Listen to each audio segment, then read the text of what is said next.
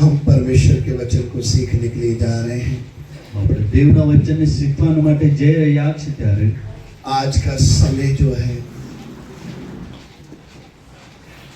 आज रात का जो समय है, આજ રાત્રિનો જે સમય છે दिसंबर 2025 31 ડિસેમ્બર 2025 31 की तारीख है। અને 31મી તારીખ છે उसमें भी अभी 40 मिनट बाकी है। અને એમાં પણ હવે 40 મિનિટ બાકી રહી ગઈ છે। हम 2026 में प्रवेश करेंगे। આપણે 2026 માં પ્રવેશ કરીશું। हमने परमेश्वर के पीछे चलने का निर्णय लिया। આપણે તો પરમેશ્વરની પાછળ ચાલવાનો નિર્ણય કર્યો છે। सालों के साल निकल गए। વર્ષોના વર્ષો વીતી રહ્યા છે। आज भी हम जब बैठे हैं, આજે પણ જ્યારે અહીંયા આપણે બેઠા છીએ एक और साल हमारी जिंदगी से निकल रहा है। અને આજે ફરી એક વર્ષ આપણા જીવનમાંથી જઈ રહ્યું છે। और वो जब साल निकल कर जा रहा है, અને જ્યારે આ વર્ષ આપણા જીવનમાંથી જઈ રહ્યું છે 2025 अब दोबारा वापस नहीं आएगा। અને હા એ 2025 નું વર્ષ ફરી વખત આપણી પાસે નહીં આવે। कितने 2025 में इस पृथ्वी को छोड़कर चले गए। અને કેટલાય આ 2025 ના વર્ષ દરમિયાન પૃથ્વીને છોડીને ચાલ્યા ગયા। हमसे बाद में जन्म लिया, આપણા પછી પણ એઓનો જન્મ થયો। हमसे पहले चले गए। આપણા પહેલા તેઓ ચાલ્યા ગયા। उनकी दफन विधि में हम खड़े हुए। તેઓની દફન ક્રિયામાં આપણે ઊભા રહ્યા। वहां भी एक सीखने को हमें क्या मिला? અને ત્યાં પણ આપણને શું શીખવા મળ્યું?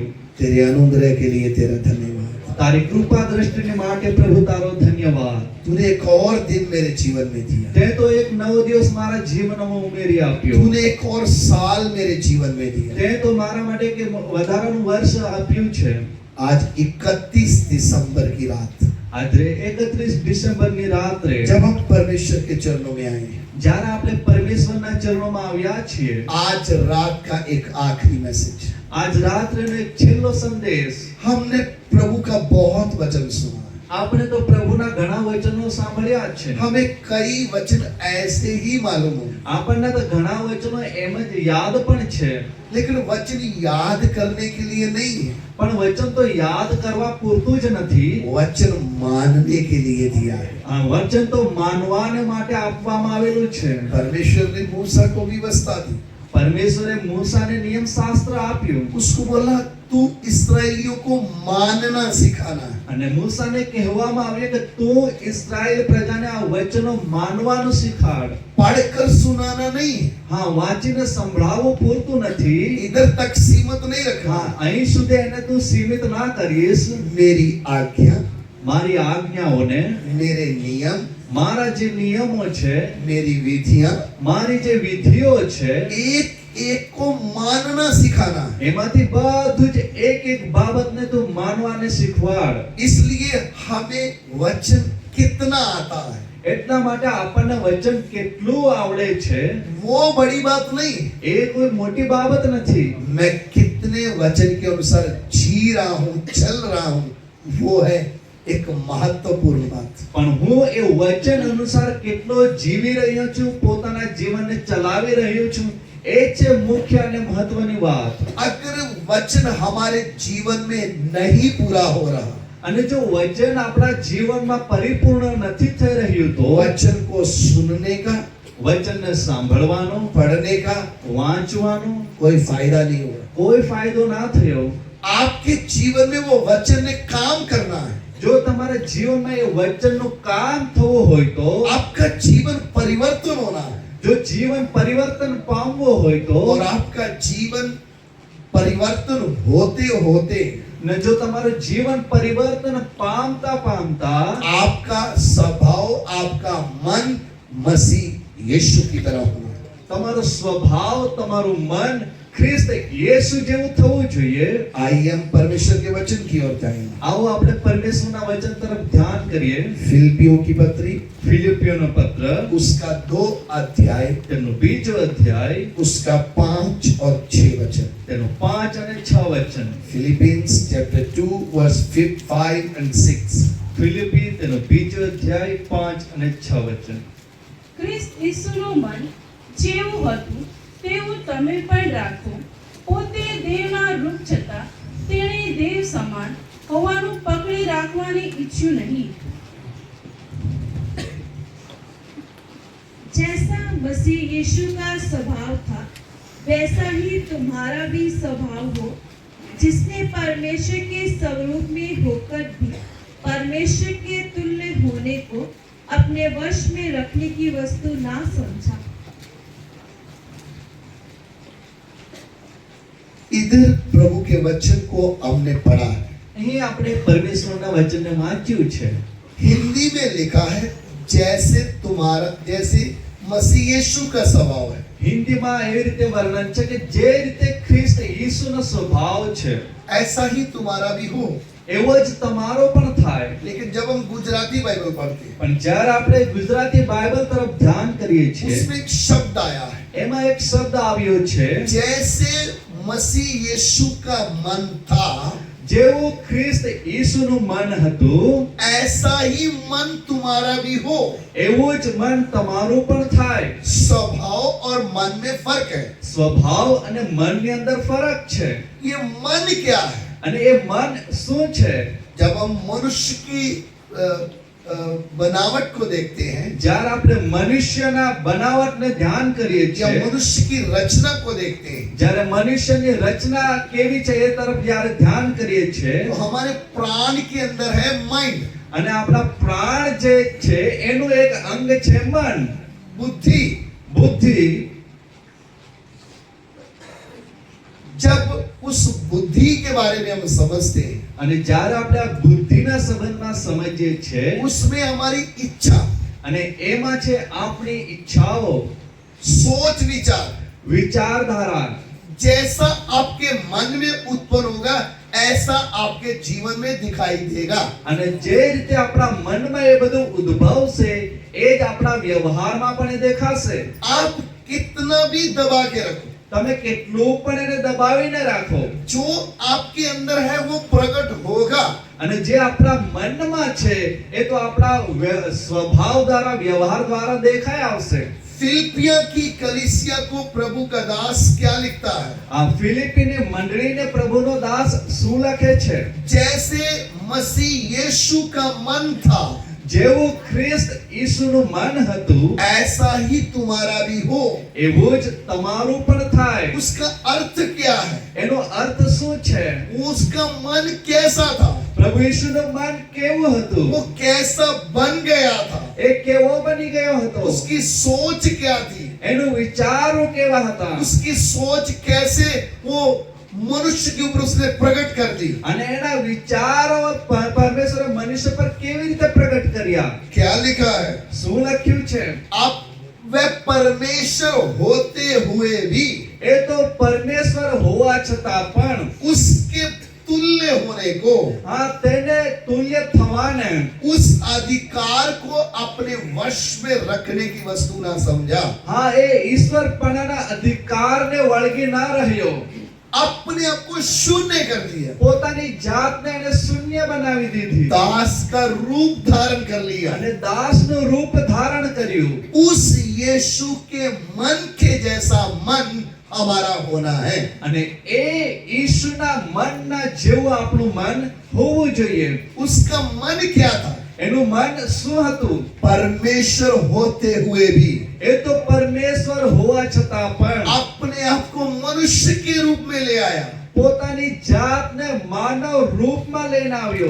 ये बोलना और प्रचार करना आसान है. આ વાતને બોલવી, પ્રચાર કરવી ઘણી સરળ છે. आज कितने मसीह लोगों के जीवन में આજે તો કેટલા વિશ્વાસીઓના જીવનમાં उनका ईगो जब सामने आता है એઓનો અહંકાર જ્યારે આગળ આવે છે वो भूल जाते हैं कि हम उस मसीह यीशु के पीछे चलते हैं जिसने अपने आप को शून्य कर दिया है. તેઓ ભૂલી જાય છે કે આપણે તો એ પ્રભુ ઈસુની પાછળ ચાલીએ છે જેને પોતાની જાતને શૂન્ય કરી આપ્યું. मसीह यीशु कौन था? પ્રભુ ઈસુ કોણ હતા? सर्वशक्तिमान परमेश्वर. સર્વશક્તિમાન પરમેશ્વર. लेकिन किस रूप में? પણ એ કયા રૂપમાં? मनुष्य के रूप में इस पृथ्वी में पैदा हुआ। અને માણસનું રૂપ ધારણ કરીને આ પૃથ્વી પર આવ્યા। ये आसान नहीं है। આ એક આસાન કે સરળ નથી। अगर जिसने कोई दुख नहीं उठाया, જેને दुख ઉઠાવ્યું નથી, जिस व्यक्ति ने अच्छा मन माना खाया है, જેઓએ પોતાની મનમરજીનું ખાવાનું ખાધેલું છે, उसको 2-3 दिन खाना नहीं दिया जाए, તેઓને 2-3 દિવસ ખાવાનું જો નહીં મળે, उसको ईंट उठाने का काम दिया जाए, તેઓને ઈંટ ઉપાડવાનું કામ આપવામાં આવે, उसकी हालत क्या हो जाएगी? તેની હાલત શું થઈ वो જશે? सोचिए जरा। એ તમે વિચાર કરો। परमेश्वर को मनुष्य के सारे दुख का सब कुछ मालूम है। પરમેશ્વરને મનુષ્યને બધા જ કષ્ટ, દુઃખ બધું જ એને ખ્યાલ છે। मनुष्य क्या है सब कुछ उसको पता है, મનુષ્ય શું છે, કોણ છે, બધું જ એને જાણે છે। लेकिन सिर्फ ज्ञान, પણ એ તો માત્ર જ્ઞાન છે। ज्ञान करके नहीं, માત્ર એ જ્ઞાનથી નહીં, खुद मनुष्य के रूप में आकर उसने वो जीवन जिया है। પણ એ તો પોતે માનવ દેહ ધારણ કરીને મનુષ્ય બનીને એ જીવન એને વિતાવ્યું છે।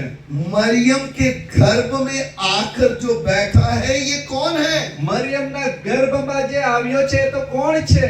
सर्वशक्तिमान परमेश्वर, સર્વશક્તિમાન પરમેશ્વર, सर्वव्यापी, સર્વવ્યાપી, सर्वशक्तिमान, સર્વશક્તિમાન, सर्वज्ञानी, સર્વજ્ઞાની, जो कभी बदल नहीं सकता। જે ક્યારે બદલાઈ ના શકે। ये किधर है? એ ક્યાં છે? ये मरियम के गर्भ में आकर बैठा है। એ તો મરિયમના કોખમાં આવીને બેઠા છે। दुनिया बोलती है राजा कहाँ पैदा हुआ, દુનિયા તો પૂછે છે કે રાજા ક્યાં પેદા થયો, लेकिन राजा किधर लेटा है? પણ રાજા ક્યાં પડ્યો છે? एक गाय घास खाने वाली चरनी में। અને જ્યાં ગાય ઘાસ ખાય છે એ ગભાણમાં। कौन? કોણ? मसीह यीशु। મસીહ યેશુ। उसका मन आप देख लीजिए, એનો મનને તમે નિહાળો। बच्चे के रूप में किधर लेटा है? બાળકના રૂપમાં ક્યાં પડ્યા છે? कोई अच्छा स्थान नहीं, એની માટે કોઈ સારું સ્થાન નથી। जिसके स्थान के लेवल में कोई आ नहीं सकता था, જેના સ્થાનની બરાબરી કોઈ કરી ના શકે, जिस स्वर्ग तक कोई पहुंच नहीं सकता, જે સ્વર્ગ સુધી કોઈ ચઢી ના શકે, जिस पवित्रताई के समान कोई बन नहीं सकता, એ પવિત્રતા જેની સમાન કોઈ આવી ના શકે, जिस अधिकार को कोई प्राप्त नहीं कर सकता, એ અધિકાર જેને કોઈ પ્રાપ્ત નહીં કરી શકે, अपने उस अधिकार को अपने वश में रखने की वस्तु नहीं समझा। એને એ મહાન અધિકારને પોતાના એક વશમાં એને રાખવાને એને ગમ્યું નહીં। चरनी में लेटा हुआ है, હા, ગભાણમાં પડ્યા છે। अपनी जवानी के जीवन में પોતાના જુવાનીના જીવનમાં अपने माँ बाप के अधीन में जी रहा है। પોતાના માતા પિતાને અધીનમાં જીવે છે। जब हम माता पिता बोलते तो उसका अर्थ क्या है? જ્યારે આપણે માતા પિતા કહીએ છીએ તો એનો મતલબ શું થાય છે? उस समय यूसुफ और मरियम उसकी देखभाल कर रहे थे। એ સમયમાં યુસુફ અને મરિયમ એની સંભાળ લઈ રહ્યા હતા। दुनिया क्या समझ रही थी? દુનિયા શું સમજી હતી? शायद ये यूसुफ के द्वारा ही आया है। કદાચ એ તો યુસુફનો જ દીકરો છે। ये यूसुफ के द्वारा नहीं आया, ये यूसुफ की वंशावली में आया है। એ યુસુફ દ્વારા નથી આવ્યો, એ તો યુસુફની વંશાવળીમાં થઈને ये આવ્યો दाऊद છે। की वंशावली से आया है। એ તો દાઉદની વંશાવળીમાં થઈને આવ્યા लेकिन છે। ये यूसुफ का बेटा नहीं, ये सर्वशक्तिमान परमेश्वर है। પણ એ યુસુફનો દીકરો નહીં, એ તો સર્વશક્તિમાન પરમેશ્વર છે। परमेश्वर है तो भी પરમેશ્વર હોવા છતાં પણ 30 साल अपने माँ बाप के अधीन रहा। 30 વર્ષ સુધી પોતાના માતા પિતાના અધીન રહ્યો। सृष्टिकर्ता अपनी सृष्टि के अधीन हो गया। સૃષ્ટિકર્તા પરમેશ્વર પોતાની સર્જેલી સૃષ્ટિને અધીન બન્યો। आज हमें इतना वचन मालूम है, हम प्रकाशित वाक्य भी सीख गए। આપણને એટલો બધો વચન ખ્યાલ છે કે આપણે પ્રકટીકરણનું પુસ્તક પણ શીખી ગયા। हमें और कोई पुस्तक नहीं सीखना है, આપણે કોઈ બીજા પુસ્તકો નથી શીખવા, हमें प्रकाशित वाक्य सीखना है। આપણે તો પ્રકટીકરણના પુસ્તકો શીખવું છે। मसीह यीशु का मन क्या था? પ્રભુ ઈસુનું મન શું હતું? झुकना कितना सीखा? એ આપણે કેટલું શીખ્યા છે? झुकना कितना सीखा? આપણે દીન બનવાનું કેટલું શીખ્યા છે? अपने आप को नीचा करना कितना सीखा? પોતાની જાતને નમાવવાનું આપણે કેટલું શીખ્યા છે? वो है मसीह का मन। હા, એ છે ખ્રિસ્ત ઈસુનું મન। हम अगर अच्छी नौकरी में हैं, આપણે જો સારી નોકરીમાં છીએ, हमें कोई बोल दे ये जूता उठा के साइड में रख, આપણને કોઈ એવું કહી દે કે આ બૂટ ચપ્પલ ઉચકીને એમ બાજુમાં મૂકી દે, तुरंत हमारा ईगो, तुरंत हमारा वो स्थान सामने आ जाएगा। તરત આપણો અહંકાર, આપણો અહમ આગળ આવી જાય છે, આપણું સ્થાન, આપણે મર્યાદાને દેખાડીએ છીએ। लेकिन ये क्या कर रहा है? પણ એ શું કરી રહ્યો છે? कौन है કોણ છે जिसकी एक आवाज में आकाश खड़ा हो गया? જેના એક અવાજથી આકાશનું નિર્માણ થઈ ગયું? ये किसी और की आवाज सुन के उसकी आज्ञा का पालन कर रहा है। પણ એ તો કોઈ બીજાના અવાજને સાંભળીને તેને આધીન થઈને આજ્ઞા માની રહ્યો છે। यूसुफ के साथ काम कर रहा है। યુસુફની સાથે કામ કરી રહ્યો છે। दुनिया इसको उद्धारकर्ता के तौर पर नहीं देख रही, દુનિયા એને તારણહારના રૂપમાં નથી જોઈ રહી। दुनिया इसको तरखान मानती है, દુનિયા તો એમને એક સામાન્ય સુથાર ગણે છે, इसको तरखान समझती है। એને તો સુથાર ગણે છે। जो है ही नहीं वो मानती है। જે છે જ નહીં એ એને ગણે છે। अब आप सोच लीजिए એ તમે વિચાર કરી લો, है कौन એ છે કોણ और दुनिया क्या समझ रही है। અને દુનિયા એને શું સમજી રહી છે? जब अपनी सेवकाई में उतरा है, જ્યારે એ પોતાની સેવકાઈમાં ઉતર્યા, दुनिया इसको देखकर बोलती है पागल है। આ દુનિયા એમને જોઈને એને ગાંડો કહે છે। इसलिए दुष्ट आत्मा की सहायता से ही कर रहा है। હા, એમને એ કહે છે કે આ તો દુષ્ટ આત્માના સહાયતાથી જ આ બધું કામ કરે છે। ये तो मरियम का लड़का है, એ તો મરિયમનો દીકરો છે, इसका तो अता पता ही नहीं है। એનું તો કોઈ ઠામ ઠેકાણું નથી। ये सुनता है એ બધું એ સાંભળે છે लेकिन जवाब नहीं देता है। પણ એ જવાબ નથી આપતો। वो है मसीह यीशु का मन। અને એ છે ખ્રિસ્ત ઈસુનું મન। आपकी बुराई की आपने सुनी, તમારી ભૂંડાઈ જો તમે સાંભળી, आप क्या सुनकर आगे बढ़े हो? હા તમે એ અવાજ સાંભળીને સામે આગળ વધ્યા છો? आपने सुना मेरी निंदा हो रही है, તમને ખબર છે કે તમારી નિંદા થઈ રહી છે? आपका नाम लेकर आपकी बुराई की जा रही है। હા, તમારું નામ લઈને તમારી ભૂંડાઈ કરવામાં આવી રહી છે। आपने सुना તમે સાંભળ્યું, मेरा नाम लिया गया है, મારું નામ લેવામાં આવ્યું છે। मेरे बारे में बोला गया है। એ તો મારા જ સંબંધમાં મને જ કહેવામાં આવ્યું છે। क्या आप अगला कदम लेने के लिए तैयार हैं? શું તમે એમના વિરુદ્ધમાં પગલું ભરવાને તૈયાર છો? क्या इन बातों को एक साइड करके आगे बढ़ने के लिए तैयार हैं? શું તમે તમામ વાતોને એક બાજુ મૂકીને આગળ પગલું ભરવા માટે તૈયાર છો? वो आगे कदम बढ़ाने वाला था यीशु मसीह।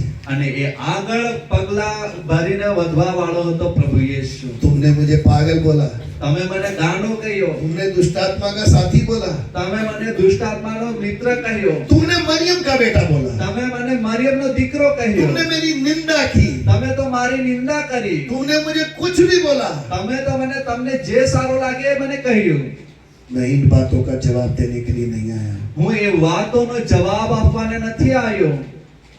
क्या कर रहा है? શું કરી રહ્યો છે? वचन कहता गालियां खाकर भी उसने गाली ना दी। એ તો ગાળો ખાઈને પણ એને સામે કોઈ ગાળો આપી નહીં। हम नाम तो उस यीशु का लेते हैं, આપણે તો નામ તો એ ઈસુનું લઈએ જ છે, उसके नाम से इकट्ठे भी होते हैं। એના નામથી એકત્ર પણ થઈએ છે। हमने सालों के साल बिताए हैं, આપણે તો વર્ષોના વર્ષો કાઢી નાખ્યા છે। उसके जैसा मन उत्पन्न हुआ है क्या? શું એના જેવું મન આપણા જીવનમાં ઉત્પન્ન થયું છે? उसके मन की पहली बात क्या है? એના મનની પહેલી વાત શું હતી? वो दूसरों के लिए जीवन जिया है। એ બીજાઓને માટે જીવન જીવ્યો। हम अपने लिए जी रहे हैं। આપણે આજે પણ પોતાની માટે જીવીએ છીએ। एक बार मन बना के देखो, એકવાર પોતાનું મન બનાવીને જુઓ, मैं दूसरे के लिए जीऊंगा। હું બીજાને માટે જીવીશ। आपका जीवन हजारों के लिए आशीष का कारण बन जाएगा। તમારું જીવન હજારોને માટે આશીર્વાદનું કારણ जैसे બનશે। उस एक के द्वारा सबने जीवन पाया, જે રીતે એના એકના દ્વારા બધાએ જીવન મેળવ્યું, आपकी कॉलोनी में लोग आपके द्वारा उस जीवन को प्राप्त करना शुरू करेंगे। હા તમારી કોલોનીમાં તમારા દ્વારા લોકો એ જીવનને મેળવવાનું શરૂ કરશે। लोग आपको देखकर क्या समझेंगे? લોકો તમને જોઈને શું સમજશે? हम इसकी बुराई करते लेकिन ये जवाब नहीं देती है या देता है। હા અમે તો એને ભૂંડાઈ કરે છે, નિંદા કરે છે, પણ એ તો સામેથી કોઈ જવાબ આપતી નથી કે આપતો નથી। हमने इसका नाम लेकर बोला, ये तभी मुस्कुरा के आगे चला गया। હા અમે તો એને નામ લઈને કીધું તો પણ એ હસીને આગળ વધીને ચાલ્યો ગયો। इसने मन में नहीं बोला कि अब मेरा समय आने दे तो मैं बताऊंगी जब बताऊंगा। હા એને તો મનમાં પણ એવું ન ધાર્યું કે મારો સમય આવવા દે તો હું તને દેખાડીશ. इसका मन कैसा है? એનું મન કેવું છે? अपने ही लोगों ने इसको मुजरम की तरह पकड़ लिया है। હા પોતાના જ લોકોએ એને ગુનેગારની જેમ પકડી લીધો છે. पीठ में एक हम 40 घोड़े मार दिए। હા પીઠ પર 39 નો ફટકાનો માર એમને પાડવામાં આવ્યો. ये एक बार भी नहीं बोला मुझे क्यों मार रहे हो। એને એક વખત પણ નહીં કહ્યું કે મને શા માટે મારો છો. सिर में कांटों का ताज घुसेड़ दिया है। હા માથામાં કાંટાનો મુગટ ફસાવી દેવામાં આવ્યો છે. सिर से खून बह रहा है। માથામાંથી લોહી વહી રહ્યું છે. उसके कांधे पर एक भारी क्रूस रखा हुआ है। અને તેની કાંધ પર એક ભારી ક્રૂસ મૂકી દેવામાં આવ્યો છે. वो बोझ उठाकर पहाड़ की ओर चल रहा है। અને એ બોજ ઉઠાવીને પહાડ તરફ આગળ વધી રહ્યો છે. ये कौन है? એ કોણ છે? ये मसीह यीशु है। એ તો ખ્રિસ્ત યેસુ છે. ये दूसरों के लिए आया है। એ તો બીજાઓને માટે આવ્યો છે. ये अपने लिए जीने नहीं आया है। એ તો પોતાની ખાતર જીવવાને માટે નથી આયા. हमारे जीवन में परमेश्वर प्रकट क्यों नहीं हो रहा है? આપણા જીવનમાં પરમેશ્વર કેમ પ્રગટ નથી થઈ રહ્યા? हम अपने लिए जीना चाहते हैं। આપણે પોતાની માટે જીવવા માંગીએ हम છીએ. पहले अपने बारे में सोचते हैं, આપણે પહેલા પોતાની માટે જ વિચારીએ છીએ. पहले अपना पेट भरते हैं, પહેલા આપણે પોતાનું પેટ ભરીએ છીએ, फिर दूसरे के बारे में सोचेंगे। પછી બીજાને માટે વિચાર કરીએ છીએ. मसीह यीशु ऐसा नहीं था। પ્રભુ ઈસુ એવા નહોતા. वो ऐसा नहीं था। એવો ના હતો. कलीसिया को क्या बोला गया? મંડળીને શું કહેવામાં આવ્યું છે? तुम्हारा मन कैसा हो? તમારું મન કેવું હોય? मसीह यीशु की तरह हो। ખ્રિસ્ત ઈસુની સમાન. वो दूसरों के लिए जीने એ आया। બીજાઓને માટે જીવવા માટે આવ્યો. जिस व्यक्ति को भी ये सत्य समझ में आ गया हो, જે વ્યક્તિને આ સત્ય સમજાય જાય છે उसमें सबसे पहला काम क्या होता है? અને એમાં સૌથી પહેલું કામ કયું થાય છે? उसकी सोच यीशु के साथ कैसे मेल खाती है। અને વિચારધારા છે પ્રભુ ઈસુની સાથે કેવી રીતે મેળ ખાય છે. वो भी घर से जब निकलता तो उसकी सोच क्या है? અને એ પણ જ્યારે ઘરથી નીકળે છે તેનો વિચારો શું હોય છે? मैं दूसरों के काम आ सकूं, હું બીજાઓને કામ આવી मैं શકું, दूसरे के लिए जी सकूं। હું બીજાઓને માટે જીવી શકું. पहाड़ पर लेकर जाके પહાડ પર લઈ જઈને दोनों हाथों में कील ठोक दी, બંને હાથોમાં ખીલા વીંધી દેવામાં આવ્યા. पैरों में कील ठोक दी, આ પગોમાં પણ ખીલાઓ વીંધી દેવામાં આવ્યા क्रूस के ऊपर लटकाया गया। અને ક્રૂસ પર લટકાવવામાં આવ્યો. जब क्रूस पर लटकाया गया, અને જ્યારે ક્રૂસ પર લટકાવવામાં આવ્યો लोग उसका ठट्ठा उड़ा रहे हैं। લોકોએ એમનો મજાક ઉડાવ્યો. उसने पानी मांगा, उसको खट्टा सिरका पिला दिया। એને પાણી માંગ્યું તો એને સિરકો આપવામાં આવ્યો.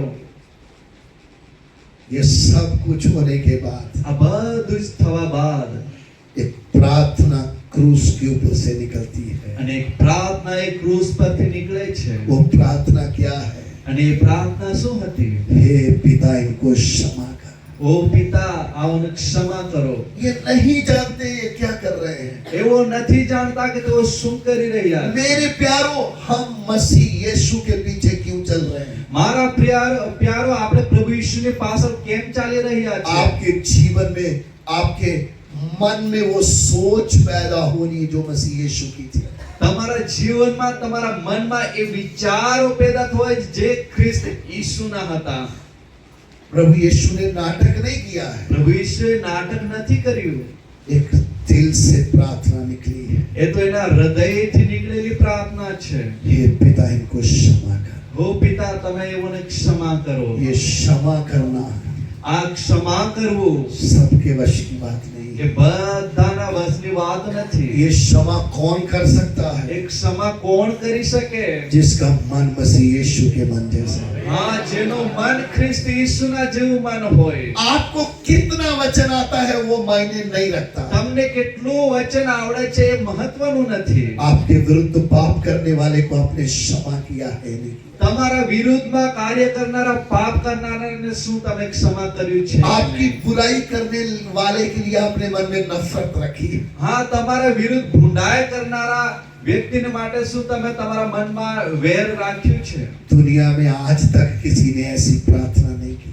દુનિયામાં આજ સુધી કોઈ એવી प्रार्थना નથી કરી. किसी को थोड़ी सी तकलीफ हुई, उसने पलट कर उसका जवाब दिया. કોઈને થોડી તકલીફ થઈ તો સામે એને બદલો એને લઈ લીધો. लेकिन मसीह यीशु क्या कर रहे हैं? પણ પ્રભુ ઈસુ શું કરી રહ્યા છે? हे पिता, इनको क्षमा कर. હે પિતા, તેઓને તું ક્ષમા કર. आज कितने लोग हैं जो मसीह यीशु के पीछे चलने वाले लोगों को सता रहे हैं. આજે કેટલાય લોકો છે જે ખ્રિસ્ત ઈસુની પાછળ ચાલનારાઓને સતાવી રહ્યા છે. मसीह लोग चुप क्यों हैं? આજે મસીહી લોકો ચૂપ કેમ છે? यीशु जैसा मन उत्पन्न हो चुका है. પ્રભુ ઈસુ જેવું મન ઉત્પન્ન થઈ ગયું છે. इसलिए आप चर्च तोड़ो, मनुष्य को तोड़ो, किसी को भी तोड़ो, तो अंदर से एक प्रार्थना क्या निकल रही है? હા, એટલા માટે આજે તમે મંડળીને તોડો, ભવનને તોડો, તો પણ અંદરથી એક પ્રાર્થના શું નીકળી રહી છે? हे पिता, इनको क्षमा कर. હે પિતા, એમને તું ક્ષમા કર. ये नहीं जानते क्या कर रहे हैं. એવો નથી જાણતા એવો શું કરી રહ્યા છે. ये सच है. આ સત્ય છે. जिस दिन वो जान जाएंगे, જે દિવસે તેઓ જાણી લેશે ये यीशु जिसने क्रूस के ऊपर जान दिया है, આ ઈસુ જેને ક્રૂસ પર જીવ આપ્યો છે, ये जगत का सृष्टि करता है और मेरा उद्धार करता है. આ તો જગતનો સર્જનહાર અને મારો તારણહાર ઉદ્ધાર કરતા છે. उस दिन से उनका भी जीवन बदल जाएगा. એ દિવસ તેઓનું પણ જીવન બદલાઈ જશે. मेरे प्यारों, आज रात जब हम प्रभु के चरणों में आए, મારા પ્રિયો, આજ રાત્રે જ્યારે આપણે પ્રભુના ચરણોમાં છે, एक बात के ऊपर हमने ध्यान दिया. આપણે એક વાત પર ધ્યાન આપ્યું છે. हमारा प्रभु यीशु આપણો પ્રભુ યેશુ अपने आप को शून्य कर दिया. પોતાની જાતને એને શૂન્ય કરી દીધી. हम आज किधर खड़े हैं? આજે આપણે ક્યાં ઊભા છે? हमारी सोच क्या है? આપણી વિચારો કેવા છે? क्या मेरा मन मसीह यीशु के मन के साथ मेल खाता है? શું મારું મન મારા પ્રભુ ખ્રિસ્ત ઈસુના મનની સાથે મેળ આવે છે? क्या मैं अपने दुश्मनों के लिए प्रार्थना कर सकती हूँ या कर सकता हूँ? શું હું મારા વેરીઓને માટે પ્રાર્થના કરી શકું છું? क्या मैं अपने सताने वालों को प्यार कर सकता हूँ? શું હું મને પરેશાન કરનારા, મને સતાવનારાઓને હું પ્રેમ કરી શકું? मसीह यीशु का मन होगा तभी हो पाएगा. જો ખ્રિસ્ત ઈસુનું મન હશે તો જ એ થઈ શકશે. शब्दों में नहीं हो पाएगा, આ શબ્દોમાં નહીં થાય, बोलने से नहीं होगा, બોલવાથી નહીં થાય, सच्चे मन से होगा. સાચા મનથી એ થશે. वो भी कौन सा मन? પણ એ પણ કેવું મન? जिसका वायदा परमेश्वर ने किया है. જેનો વાયદો પરમેશ્વરે કર્યો છે. कौन सा वायदा किया है? કયો વાયદો? मैं तुम्हारे अंदर से पत्थर का हृदय निकाल लूंगा. હા, હું તમારા હૃદયથી પાષાણમય હૃદય હું દૂર કરીશ और मांस का हृदय नया डालूंगा. અને તમને હું નવું મન, માસનું હૃદય હું वो આપીશ. नया मन उत्पन्न कर दूंगा. હવે હું નવું મન તમારામાં ઉત્પન્ન કરીશ. नई आत्मा तुम्हारे अंदर उत्पन्न करूंगा. હા, નવી આત્મા તમારામાં ઉત્પન્ન કરીશ. तब तुम मेरी विधियों को मानोगे. અને ત્યારે તમે મારા વિધિઓને અનુસરશો. आपको कितनी भी हम विधियां सुनाएं, અમે તમને કેટલા પણ વિધિઓ તમને શીખવાડીએ, हम आपको वचन की कितनी भी बातें सिखाएं, અમે તમને વચનની કેટલી પણ વાતો શીખવીએ, कुछ भी फायदा नहीं होगा કોઈ ફાયદો નથી जब तक एक नया मन नहीं उत्पन्न होता. જ્યાં સુધી એ નવું મન ઉત્પન્ન ન वो થાય. नया मन किधर से मिलेगा? એ नવું મન ક્યાંથી મળશે? परमेश्वर से मिलेगा.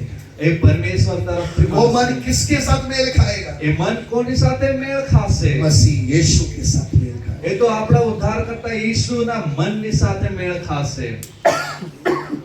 इसलिए परमेश्वर का वचन हमने पढ़ा. એટલા માટે પરમેશ્વરનું વચન આપણે વાંચ્યું. तुम्हारा वही मन हो તમારું એવો જ મન હોય जो मसीह यीशु का था, જેવું તમારા ખ્રિસ્ત ઈસુનું હતું. दूसरों के लिए जीने वाला, બીજાઓને માટે જીવવા વાળું, दुश्मनों से प्यार करने वाला, દુશ્મનોને પ્રેમ કરનારું, सताने वालों के लिए प्रार्थना करने वाला, સતાવનારાઓને માટે પ્રાર્થના કરનારું, प्रेम से भरा हुआ मन. પ્રેમથી ભરપૂર એવું મન. हमने बहुत वचन सीखा. આપણે ઘણા વચનો શીખ્યા છે. आज रात हम प्रार्थना में जाएं. આજ રાત્રે આપણે પ્રાર્થનામાં જઈશું. प्रभु से बात करेंगे। પરમેશ્વરની સાથે વાતો કરીએ। कितने साल हो गए, કેટલા વર્ષો વીતી ગયા, मेरा मन कैसा है, મારું મન કેવું છે, मसीह यीशु के साथ मेल खा रहा है, શું મારું મન ખ્રિસ્ત ઈસુની સાથે મેળ ખાય છે, दूसरों के लिए जीने जैसा मन है, શું મને બીજાઓને માટે જીવવાનું મન છે, क्या मैं दूसरों को क्षमा करता हूँ, શું હું બીજાઓને ક્ષમા કરું છું, क्या मैं दूसरों को प्रेम करता हूँ, શું હું બીજાઓને પ્રેમ કરું છું, मैं दूसरों के लिए जीने की इच्छा रखता हूँ। શું હું બીજાઓને માટે જીવવાની ઈચ્છા રાખું છું। Hallelujah, hallelujah. હાલેલુયા। स्वर्गीय पिता, સ્વર્ગીય પિતા, तेरा धन्यवाद करते हैं। તારો આભાર માનીએ છીએ। साल 2025 વર્ષ 2025 દરમિયાન तू विश्वास योग बना તું અમારી માટે વિશ્વાસ યોગ્ય બની રહ્યો। प्रभु। પ્રભુ, ये पूरे साल में तूने हमें संभाला। આખું વર્ષ દરમિયાન તેમને સાચવ્યા છે, मुझे जो સંભાળ્યા तेरे છે। लिए करना चाहिए था, મારે તો જે તમારી પ્રત્યે કરવાનું હતું, जितना वफादारी से चलना चाहिए था, જે વફાદારીમાં મારે ચાલવું જોઈતું હતું, क्या मैं वो चला हूँ? શું હું એવી રીતે ચાલ્યો છું? कमी किधर रहे? ક્યાં મારા જીવનના કમી છે? प्रभु एक नया मन की मैं आपसे विनती करता हूँ। પ્રભુ, એક નવા મનની વિનંતી તમને આજે કરું છું। मेरे मन जीवन में नया मन उत्पन्न कर। પ્રભુ, મારા જીવનમાં પ્રભુ નવો મન ઉત્પન્ન કરો। हालेलुया।